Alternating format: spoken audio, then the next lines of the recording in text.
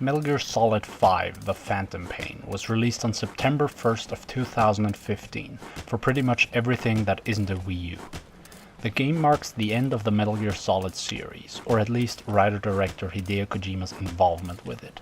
In this video, I will give an in-depth analysis of the game, addressing its story, gameplay, and presentation, as well as the hype and multitude of controversies surrounding it.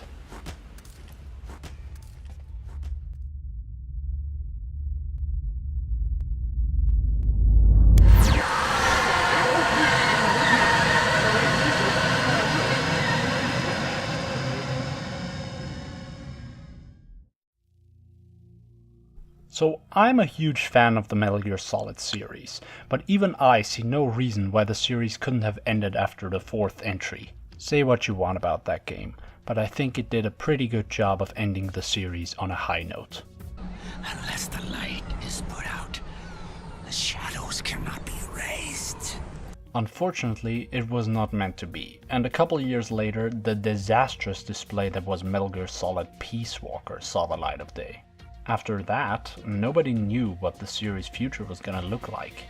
Sure, the spin-off title Metal Gear Rising was still in development, but in terms of main series entries, no one had any idea when or if there was gonna be a new game. Finally, in September of 2012, MGS5 was first teased through a web campaign, ironically titled Development Without Borders. Eventually, this led to the announcement of Ground Zeroes, designed as a prologue to the enigmatic Phantom Pain. Never before has an MGS game been split into 2 parts, and the promise of a larger focus on gameplay rather than story had audiences very excited. When people finally got their hands on Ground Zeroes, they were shocked by its length, which was averaging at about 1.5 hours for most players. This sparked a lot of controversy since the game was released with a €40 price tag. Personally, I found the whole situation to be quite humorous. While I agreed that the price was unjustified, I was never really bothered by short games. In fact, many of my favorite games can be completed in just a couple of hours. Despite the controversy though, fans and critics alike were in love with Ground Zeroes gameplay, and it made it very hard not to get at least a little bit excited for the upcoming Phantom Pain. My personal excitement withered drastically when it was revealed that the game would feature a mission-based approach and Mother Base, similar to Peace Walker. I could not come up with a reason as to why they would decide on this, since the only reason Peace Walker did that was to subdivide its gameplay into short little bursts for a more comfortable handheld experience. Overall, I find the whole Mother Base idea only subtracts from the core stealth experience.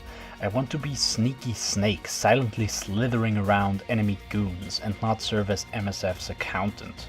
This decision, however, became a lot more understandable once it was unveiled that MGS5 would be an open world game, because every AAA game nowadays has to feature hundreds of hours of content. Am I the only one who's sick of open world games? Developing an open world game to me just seems like an excuse for hack level design. I mean, look at all these maps and notice how they all look the same. Just take a rectangle, put a bunch of nice looking scenery in there, and there you go. Obviously, I'm oversimplifying things a bit, but you get the idea. There's a serious oversaturation of open world video games on today's market. Getting back on track, MGS5 was promised to be a grand finale that would end the series in a conclusive and satisfying manner. And, for the most part, people seem to think it did. The game received 10 out of 10s left and right and was even nominated for the title of Game of the Year. At the same time, a lot of longtime fans of the series criticized it for its lackluster story and pathetic conclusion. Thus, a lot of reviewers and critics have stated that one should judge the game solely by its gameplay, since the story is so non-intrusive anyway. I don't particularly agree with this statement, but whatever. Let's see whether MGS5 actually holds up or not.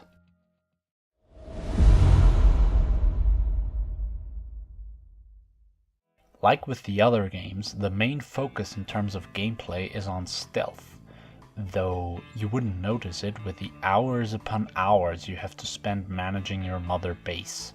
All of this is unnecessary busy work, considering that just like in Peace Walker, most of the stuff an advanced mother base enables you to do is either completely useless or unnecessary. An advanced intel team, for example, marks the area of movement of nearby enemies on your map, which would be nice if DDoC didn't do the exact same thing but better. You can also call in for weather modification and various other types of supportive actions, most of which you'll forget are even an option, simply because you don't need them. Much more infuriating, however, is the fact that the whole base management aspect of Phantom Pain is a perpetual trick to keep players invested in the game. What do I mean by that? Take the combat unit, for example. In order to level up your combat unit, you need to extract soldiers and gather resources from within enemy territory to upgrade your facilities. You then send your combat unit on missions to retrieve more resources to further upgrade your other facilities, mainly the R&D department, which lets you develop new weapons and tools to more easily extract soldiers and gather resources from within enemy territory. It's a cycle. And adding further insult to injury is the fact that you need to wait real time for dispatch missions and item development. And if you want to have the best stuff, you need to delegate online missions, which take ridiculous amounts of time to complete.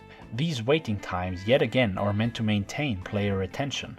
By this point you might be wondering, if this is also aggravating, why even bother?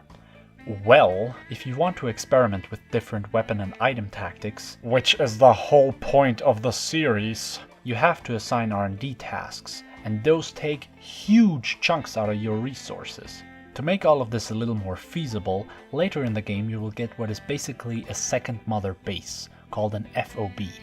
This one also takes resources and personnel to develop, but that was to be expected at this point. But, and here's the catch, this FOB can be invaded by other players who can then steal your resources and staff. To lower the likelihood of this happening, you have to set up security, which, you guessed it, requires more resources and personnel. And I haven't even mentioned the fact that you can obtain currency using real-life money, which can be used to purchase even more FOBs and speed up certain assignment tasks. And the real sad thing about all of this is that there is no end to this rabbit hole.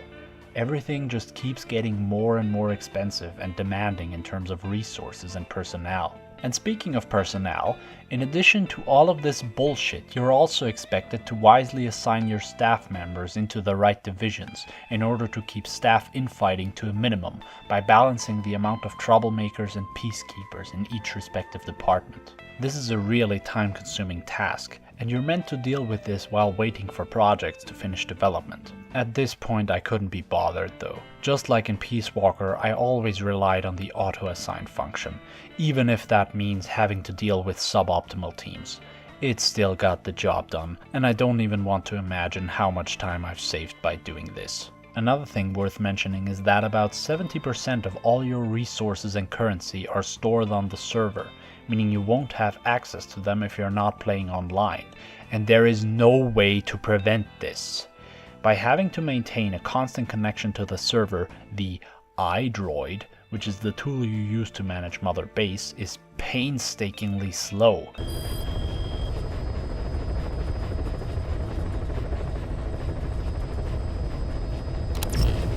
In order to further drive players to expand their base, the developers also added in several features that are constantly comparing them to other players online. Many of these I don't even remember being available at launch.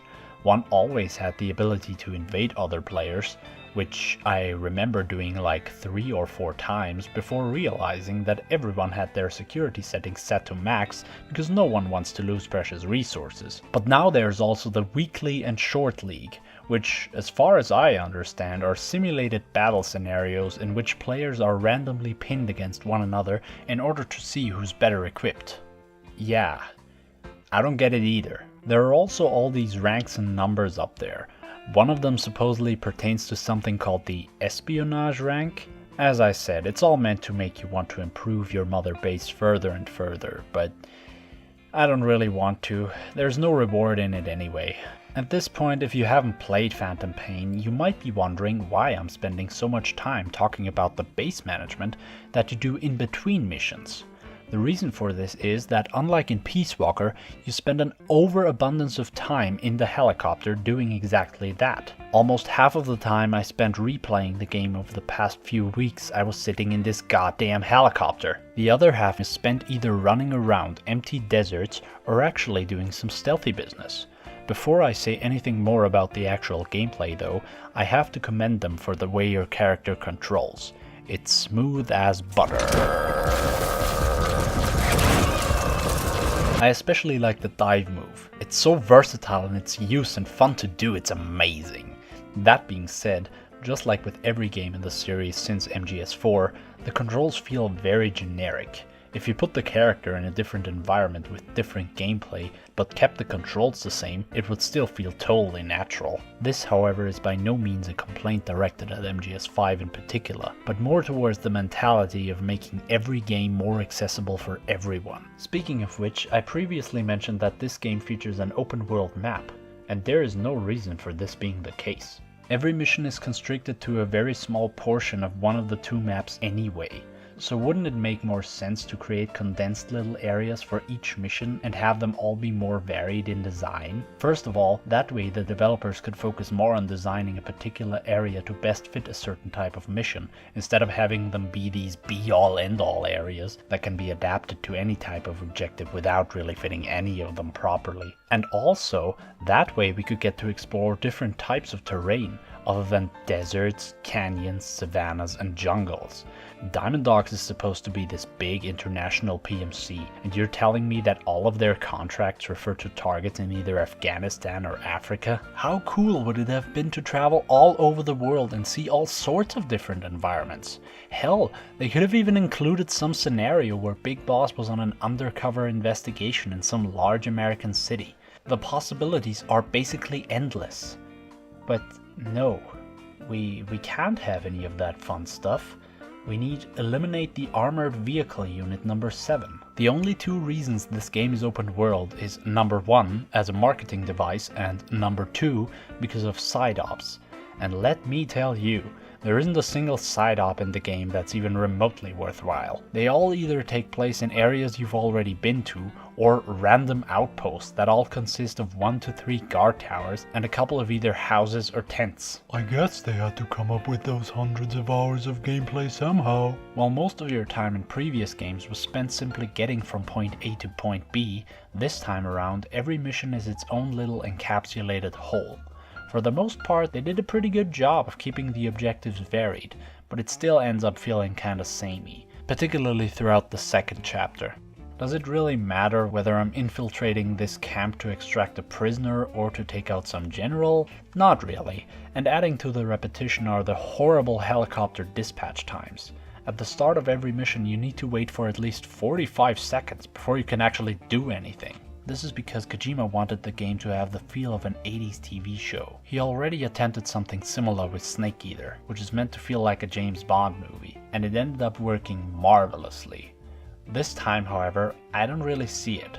Even Peace Walker felt more like a TV show in that sense, since it actually had a narrative thread running through, and there was an actual up and down in terms of thrill and tension, with a couple of cliffhangers here and there to keep the pace going. When I'm playing Phantom Pain, I'm way too focused on my role as Diamond Dog's CEO to separate the individual missions from one another, especially since even mission deployment costs currency and resources. When you do start playing the missions though, you finally start getting into the stealth gameplay the series is best known for. The way stealth works in this game hasn't really changed from Peace Walker all that much.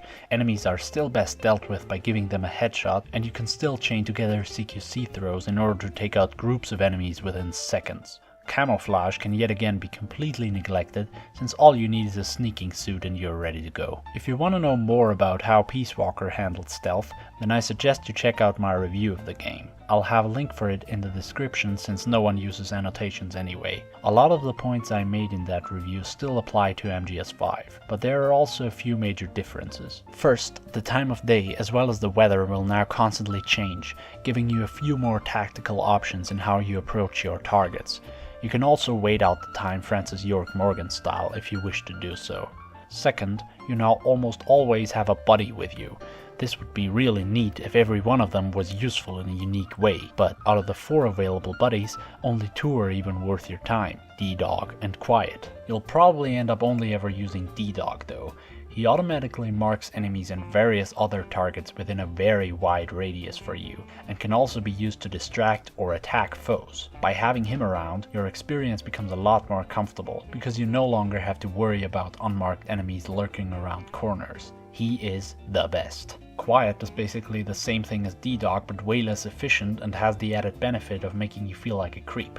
All jokes aside, the reason why I still think she's a viable option is because she can provide cover fire and compensate for the player's inability to keep an eye on every enemy at all times. Too bad you irretrievably lose her if you want to complete the story mode. The D-Walker is basically a small mech suit, equipable with all sorts of different weapons and gadgets. It's a neat idea, but the thing is way too bulky to use for anything other than just straight on combat. And even then, most of the time you're better off just using a vehicle or strong handheld weapon.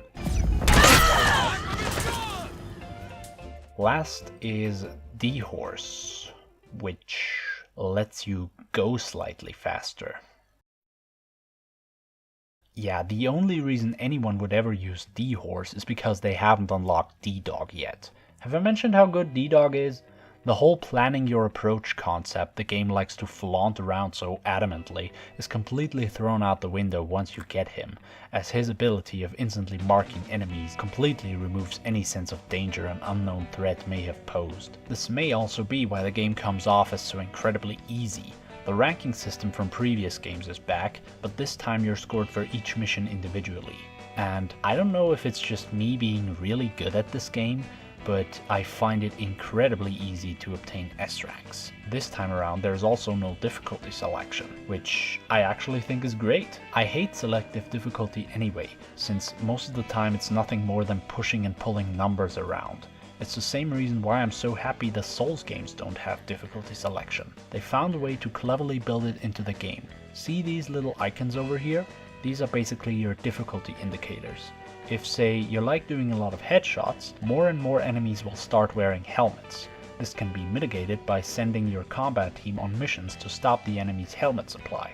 So, in the end, the game benefits from not having a selective difficulty option. Oh wait! The AI has been improved from Peace Walker, but is still not as good as the one presented in MGS2 and 3. This most likely yet again stems from the developers wanting the game to be more and more accessible to a wider audience, which is also why we now have things like weapon customization, regenerating health, and resource gathering, none of which add anything substantial to the experience, but are still thrown in there just for good measure. A proper sense of focus is what's lacking here. Take MGS3 for example. That game took the stealth action formula established in previous titles and put a survival spin on it. All added gameplay mechanics were intrinsic to this core concept of surviving in the jungle. Meanwhile, you have Phantom Pain, which presents itself as a hodgepodge of various ideas from other AAA titles. Heck, I'm surprised it doesn't feature a crafting system for crying out loud. This standardization of sorts to the modern action game status quo is also reflected in the game's boss battles. Ever since the first Metal Gear Solid, the series has had very unique and unconventional bosses. Even though later games spent less and less time developing these encounters, they were still all memorable nonetheless. This time we have a total of 5 boss battles. Quiet, who for being a supposed legendary sniper is so far the easiest sniper battle in the series. Deadpool, a face-off against a bunch of female skulls. A face-off against a bunch of male skulls. And Metal Gear Sahelanthropus. The male skulls are bullet sponges to the max, with the added fun of QuickTime events. And Deadpool and the female skulls might as well not even count. The only half-decent one is Sahelanthropus, which is just like any of the Peace Walker bosses, only it doesn't take 20 minutes to defeat. I don't even know what to say. I mean, I expected them to at least try, but no, just nothing. It's incredible how we went from Vulcan Raven and Solidus to this.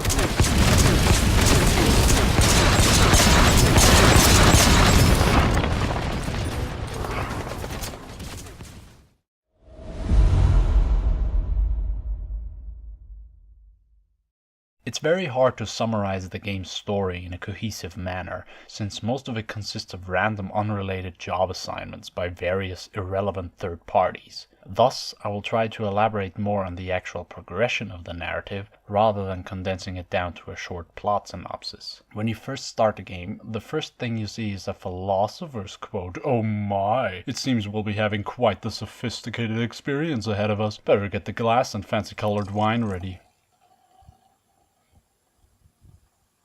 The following sequence, where you're lying in bed and simply observing what's happening around you as everything slowly shifts into focus, is actually really well done. You're then told what happened to the player character and what is actually just blatant exposition. They managed to incorporate it in a way so that it doesn't feel forced though, since your character is just as oblivious about his situation as you are. Next, the character creation screen appears, which is kinda weird. I made my guy look like Daniel Plainview. Sorta. A bunch of shit goes down, a considerably less scantily clad Quiet shows up, but is then quickly fought off by a man who introduces himself to you as Ishmael, which is just one of many references to Herman Melville's famous novel Moby Dick, or The Whale. Your character is referred to as Ahab, who in the book is the captain of the whaling ship Pequod, which is also the codename the chopper pilot goes by. The captain is driven mad by, among other things, his lust for revenge towards the white whale Moby Dick, who has taken his leg in a previous encounter. This is sort of mirrored by the fact that your character seeks revenge on Skullface, who has, albeit indirectly, taken your arm. The character of Queequeg is also referenced later on, but it really holds no significance. At the end of the book, the entire crew of the Pequod drowns in the ocean, with the exception of the main character, Ishmael. Boy, that's a strange coincidence, isn't it? Getting back on track, once you finally get control of Snake, you instantly notice that despite his sickly appearance, he might actually be in better shape than before, since he can actually move while lying down. You cannot move while you are lying down! This is where the ingenuity of the opening sequence stops. For over half an hour, you're forced through this agonizingly slow corridor where all you do is follow Ishmael's command and encounter the man on fire a few times until you finally get to the end and crash your car. When you wake up, you find Ishmael has gone missing, and in place you're greeted by Ocelot. The man on fire shows up yet again, makes another Moby Dick reference, and is then fought off in the ensuing chase sequence. Ocelot then gives you a bunch more exposition until the two of you head towards Afghanistan aboard a remodeled whaling ship. Yeah, you get the idea. Once you arrive in Afghanistan, Ocelot tells you how great you are, and then you're off the leash. The first mission is to rescue Kazuhira Miller, who has gotten captured for some reason. Wasn't he in the hospital too? Whatever. After picking him up, you're introduced to Diamond Dogs, which is basically MSF with a different name. And herein also lies the principal problem with Phantom Pain's story setup. What it boils down to is, remember what you did in Peace Walker? Yeah, do that again. They want me to hate Skullface, but why should I? I don't even know the guy. He apparently destroyed my mother base. Okay, whatever. Peace Walker sure as hell didn't do a good job of making me care for it. This game doesn't either, for that matter. If they really wanted me to hate Skullface, they should have started the player off with MSF still intact. Throughout the first chapter, players would expand upon what was built in Peace Walker and create a truly imposing mother base. If Skullface then destroyed it at the end of chapter 1, robbing players of all their cool base features, they might actually have a reason to hate him. Throughout the first half of the game, you just follow various breadcrumbs in order to figure out where Skullface is hiding. All the while I'm wondering why I'm even doing that. Doesn't Big Boss have more productive things to do? The real Big Boss is working separately from us to create his new nation. New nation? A military nation above and apart from all. The true outer heaven. Maybe if Skullface's motivation was really cool, I could muster up an ounce of engagement. But it isn't even clearly defined. For one, he wants to kill Zero because he bullied him once, I guess. Then he wants to eliminate the English language using vocal cord parasites, because a bunch of white people bullied him once, I guess. And lastly, he wants to scare people with his big bad robot into buying his remotely controlled nukes, so that he can have, I don't know, world domination? The thirst for revenge that I have planted will infest the system! No one can stop it now! Who are you even talking to? Who? The second chapter is even less committed to telling an interesting story. Sure, the whole vocal cord parasite concept is expanded upon a bit further, but most of it is spent waiting for shit to happen, as some events only occur once you have completed an arbitrary amount of missions and side ops. Even then, only one event really stands out. Mission 43, Shining Lights, Even in Death. In this mission, a parasite outbreak has occurred on Mother Base, and Snake has to go in and clean up the mess. You are told that the entire facility is contaminated, and you are to shoot anyone who might be infected on sight. But not really. Instead, you are supposed to simply walk through a linear corridor and witness supposedly shocking events. After a while, you come across a guy who realized that you can identify who's infected by using night vision goggles. Now you can start shooting people. That's not the big boss. I always take the NVG with me. I pretty much experienced about half of the game in green, and you're telling me that in this particular case my character decided not to bring them and instead use this stupid little flashlight? This story is filled with idiotic contrivances like this. Another example would be that Quiet chooses not to talk because she's infected with an English parasite strain, which means if she speaks English, the infection is likely to spread. However, no one apparently thought of simply giving her a pen and paper.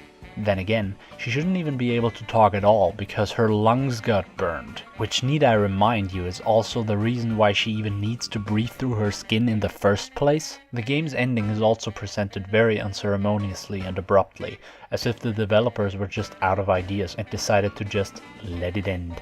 The final mission is just the prologue all over again, but this time it is revealed that all along you weren't playing as Big Boss at all, but just some random guy who happened to be on the helicopter when Pass blew up. This twist is very disappointing, because not only was it predicted by many fans before the game even came out, but it also means that none of your actions throughout the game mattered. They also already did the exact same twist in a little game called MGS5, but way better. Fans have tried to defend this by claiming it ties into Metal Gear 1 and 2 on the MSX because you fight Big Boss in both games. But you know who else shows up and is killed in multiple entries of the same series?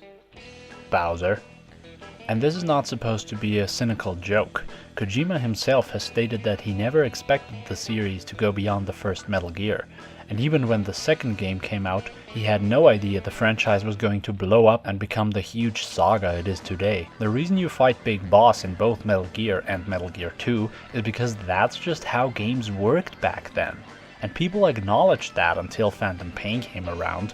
No one was questioning his appearance in both games before this one drew attention to it. It might be what you would refer to as a retcon. After Mission 46 is over, you're left sitting in your helicopter wondering what you're supposed to do now. And the truth is, unless you want to do Quiet subplot, if you haven't already, there really isn't anything to do at all. The game doesn't so much end as it just stops. But let's talk about Quiet for a bit. Throughout the game, you may or may not engage in a romance subplot with her, which ends with her saving your life and then leaving you.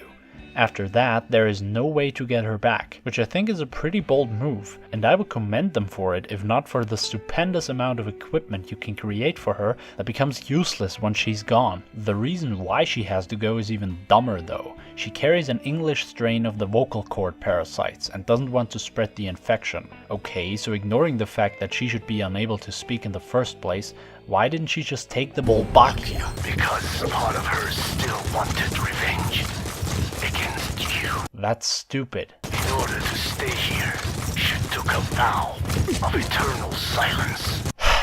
Okay, look. Quiet isn't a really compelling character in the first place. There have been many great silent characters over the years, but Quiet is not one of them. The character development she gets throughout the game is so minimal that Kotalker even has to explain it just in time for the finale, so that we, as in the audience, know why we're supposed to care. But there is no reason to care. The only attachment players might have to her at this point is that they like her as a buddy, in which case it comes off as even more of a big fuck you when she's unquestionably taken away from them. Oh, and also, rape is not an excuse for character development. When done well, implied rape can be incorporated in a way that it adds to the depth of a character, instead of being the only defining feature. MGS5 doesn't even do that though. Quiet has a character, as loosely defined as it may be. The only reason this scene is in the game is to make the player feel sorry for her, and make the enemies even more despicable. It's manipulative and disgusting. It's the equivalent of shooting a puppy to get an emotional response from a viewer.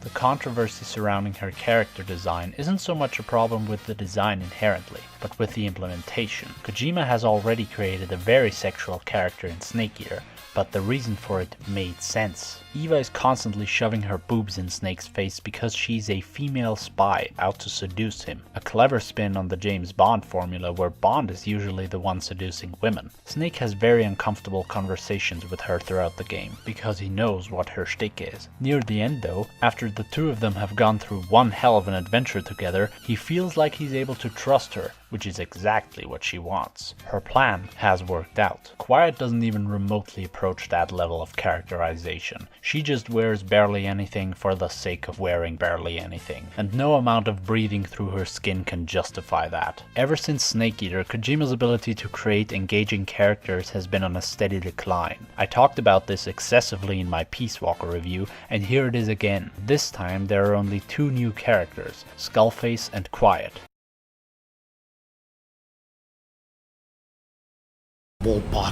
That alone wouldn't be too big of a problem, since they had a huge, very underdeveloped cast to carry over from Peace Walker, but the only ones to return are Huey and Miller. Wouldn't it have been great to see Cecile again, but this time actually develop her? She could have been a goofy side character like Mei Ling or Paramedic, but no, that would have been fun. Also, he killed Strangelove. He killed the only compelling character from Peace Walker. Idiot! For pretty much the entire game we're stuck with Venom, Cass and Ocelot, out of whom only Cass is kind of compelling. He's the only one who shows compassion towards their common goal of getting revenge on Skullface, even though he forgets he's blind half of the time. The other two just sit around like two stoners going, dude, chill. Venom in particular is nothing more than a grunt. God, what should I do? You are big fucking boss, go figure something out. The game is meant to show him becoming a bad guy, but he never acts like one. He didn't lose a damn thing! This is the enemy!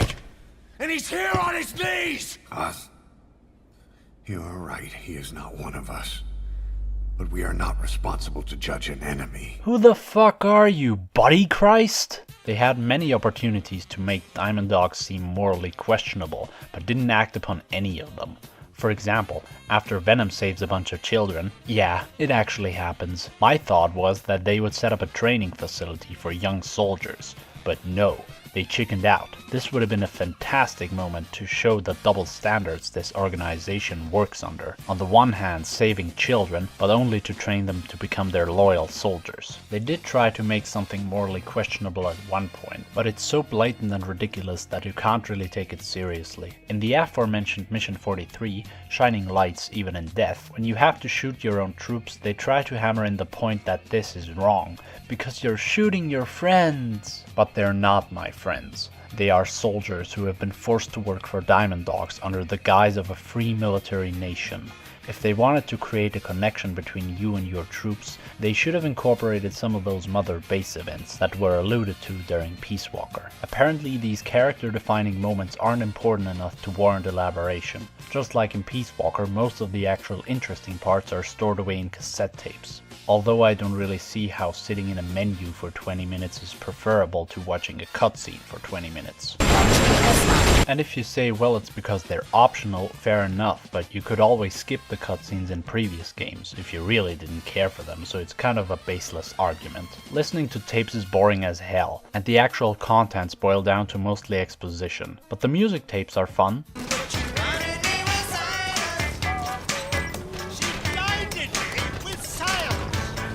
They kind of spoil the atmosphere somewhat though.